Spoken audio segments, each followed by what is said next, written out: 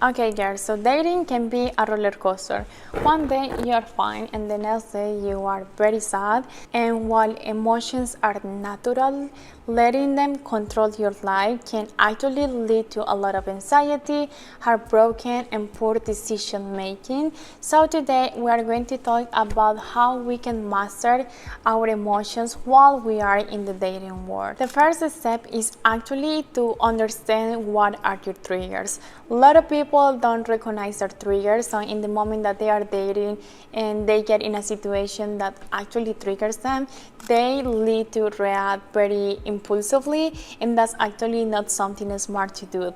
You need to understand what kind of things triggers you, what kind of things you don't enjoy, and in this way it's going to allow you to have more control in the moment that those situations happen.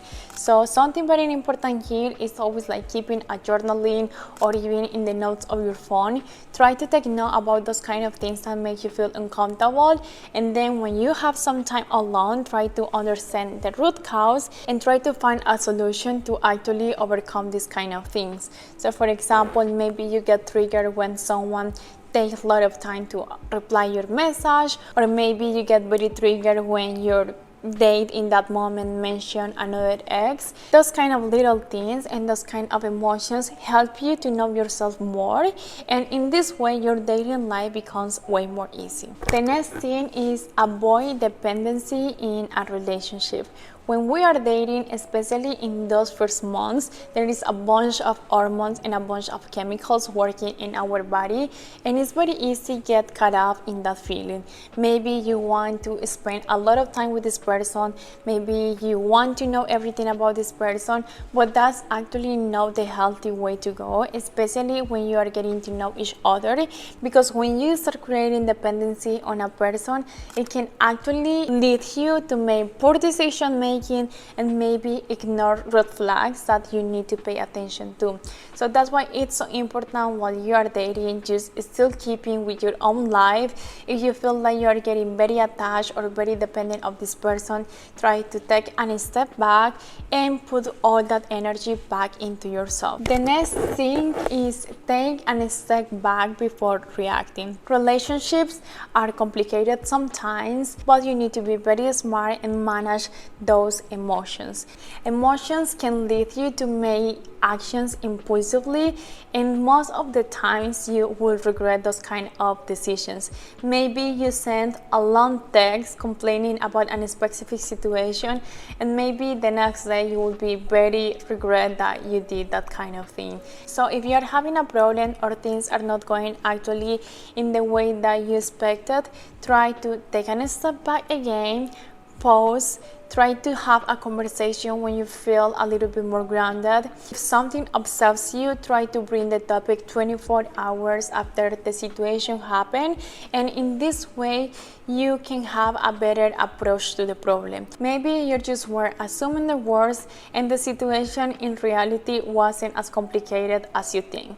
So before reacting, always take a step back and take your time to actually address the problem in a correct and in a smart way. The next thing is set boundaries in the right way. I think that for women it's very important to set boundaries since the beginnings, because you are setting the tone in how another people will treat you. If someone does or says something uncomfortable and you cannot ignore it, most likely this person will still saying the same things or doing the same things that make you feel uncomfortable. But if you set your boundaries since the beginning, most likely this person is going to respect you and he's going to know that he cannot mess up with you. So don't be afraid of set up your boundaries. If anything, that protects your energy, protects your time. If your boundary is something that the other person feels that they don't want to respect, that's going to save you a lot of time, because now you can focus on maybe another people that actually is going to respect those kind of things. The next thing is manage your expectations. Sometimes when you are looking so deeply to build a connection or create a relationship relationship, you put a lot of expectations in the other person, and in reality that has nothing to do with the other person. It has everything to do with you. Maybe you would try to put a relationship in the first month, and the reality is that in a first month you are not able to know a person deeply.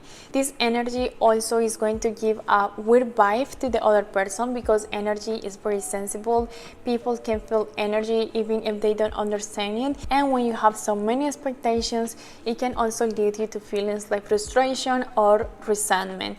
So manage your expectations, enjoy the process, put the expectations back into yourself in how do you want to behave and what kind of things do you want to accept, like what are your real goals, and in this way you have more control of the situation and you are not going to end up feeling frustrated with someone else. And the last thing, and one of the most important, is trust actions over words. Men, especially in the first dating phases, are going to tell you everything they believe you want to hear, and if you rely just in words, you can end up in situations that you didn't meant to be. Maybe this person promised you that they want to marry and they want to be with you, and they paint this picture perfect world in your mind, but in reality they were still going to party, texting you twice a week, not being polite with you, not being gentleman with you, but because you were just hearing their words in your mind, you are like, this is the perfect guy.